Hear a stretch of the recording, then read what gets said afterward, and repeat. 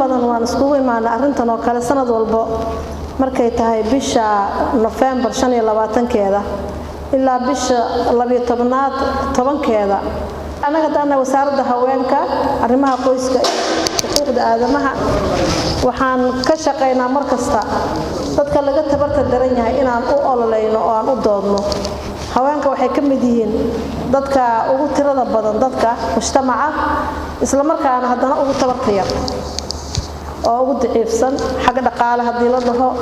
iyo xuquuqba mar haday saas noqotay gabdhihiina wax barteen shaqooyinkiina loo siman yahay gabadh inay baarlamaan noqon karto inay wasiir noqon karto inay macallin iskuul noqon karto inay dhakhtar noqon karto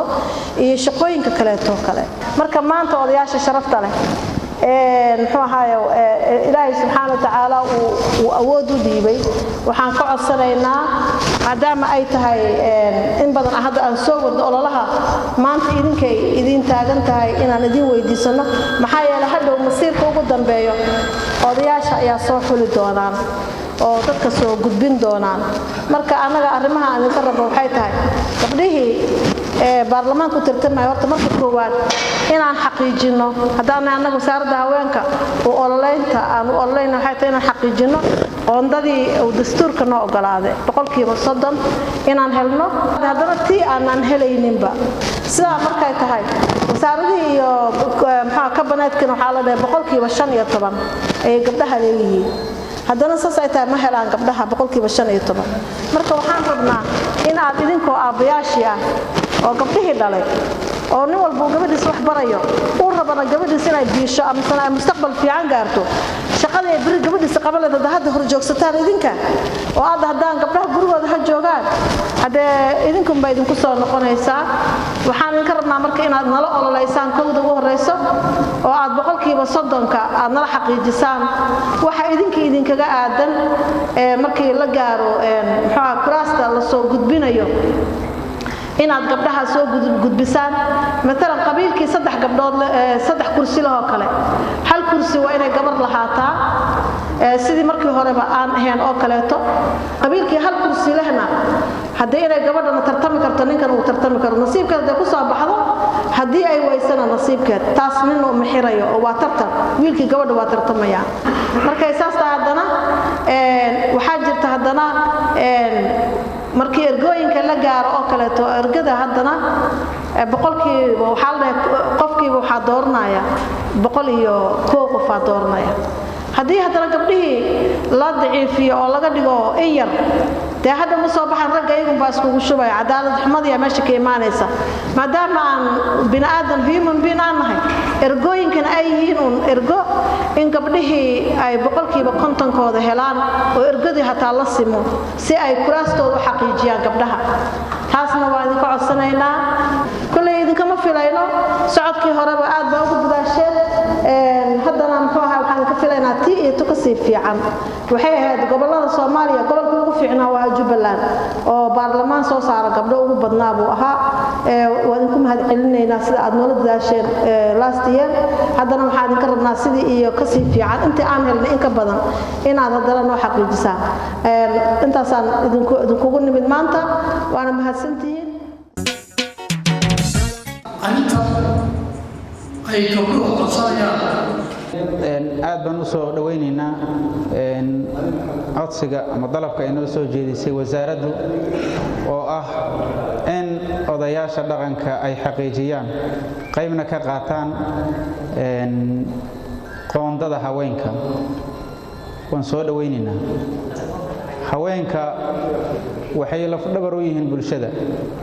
qoys aan haween lahayn qoys ma saas daraadeed arrinka aad baan u soo dhaweynaynaa mid odayaashan u leeyahay waxaan leeyahay odayaasha soo saara gabdhaha ha ka tagina midna xagga haweenkan u leeyahay waxaan leenahay gabdha akhlaaq la soo saara oo dadka bulshada la horgeynaya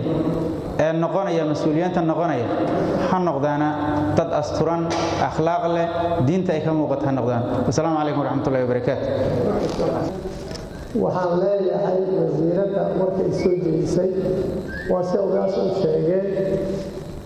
xuquuqda ay sheegtay way leeyihiin xuquuqdaas ayada ah waa la garab taagan yahay hadday moodeen in la garab fureen lama garab fureen waa sida odayaasha u sheegeen waa la garab taagan yahay lagama tegin abal baa loo hayaa waan soo dhaweynaynaa gama furmaan soo dhaweynaynaa odayaasha idinkama eexan doonaan wixii karaankooda ama garashadooda insha Allah taala waa idin garab taagan yahay saas oo wanaagsan wassalaamu calaykum wa rahmatullahi wa barakaatuh waxaan rabaa inaan iraado odayaasha dhaqanka gabdho iyo wiilalba waa dhaleen qodobkan kaloo la isugu yimid mar haddii ay sidaas yeelaan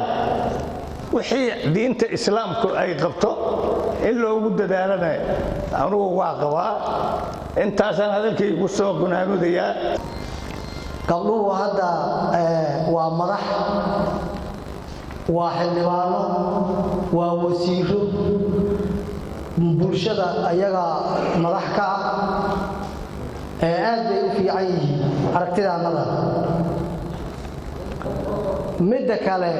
annagu haddaan nahay reer Jubbaland waxyaalihii hadda la soo maray dhismahooda gabdhuhu waan u hiilinaynay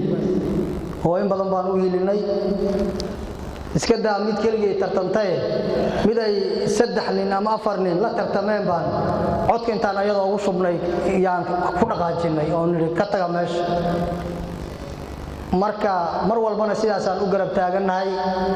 haday keligood tartamaan iyo haday nin la tartantaba gabadha aan annaga rabno inay guulaysato kursiga qaadato cid ma joojin karto waan geynaynaa kursigaas insha Allah taala midda kale ergooyinka iyo waxyaalahan waxaan jecel lahayba inay gabdhaha ku fiican yihiin ismaqalka oo war iblaasi qodka meel hebel ku rid iyada inay aqbalaysaan qabnaa ninka ragga laakiin kalsooni badan kuma qabnaba haddaan nahay odayaalka marka insha Allah taala gabdhaha anaga gacanta midigta inoo yihiin waana jecel lahay inaan garab istaagno iyagana waxaan jecel lahay in ay maxaan ku raahdaa gabadha suuqa soo istaagaysa ee iska gadaysa reerkooda iyo kursiga inay ku fariisato rabta waxaan jecel lahay in ay maxaan ku raahdaa ay gabadh nadiifa oo matali karta qoyskooda akhlaaq iyo diin iyo meel walba ka dhisan in ay soo istaagto marka horeba ragga laftiisa nin hadduu isa soo sharaxo ama kursiga u imaado mid aan la siinaynin baa jira waligii baan helaynin doorasho walbana soo istaaga marka waxaan jecel lahay gabdhaha iyaga laftooda iskama warqabaan iyaga laftooda ha samaysteen urur isu gargaara oo maxaan ku raahdaa isla shaqeeya ha samaysteen baan leeyahay inta kaliya ka dhimiin assalaamu calaykum wa rahmatullaahi wa barakaatuh aad iyo aad baan idinku mahadcelinayaa aniga oo idinka filay wixii aan markii hore idin weydiistay inaad sidan oo kale ugu jawaabaysaan markastana aniga inaad gabdhaha Soomaaliyeed garab taagan tihiin annagana waa idin garab taagannahay odayaasheenna baa tihiin mar walba waan idinku kalsoonahay maadaama aad idinka wixii oo dhan wada tihiin haddana aad ballan qaadeenba in aad cadaalad u samayn doontaan oo marna ina kala eexanaynin jazaakumullahu khayr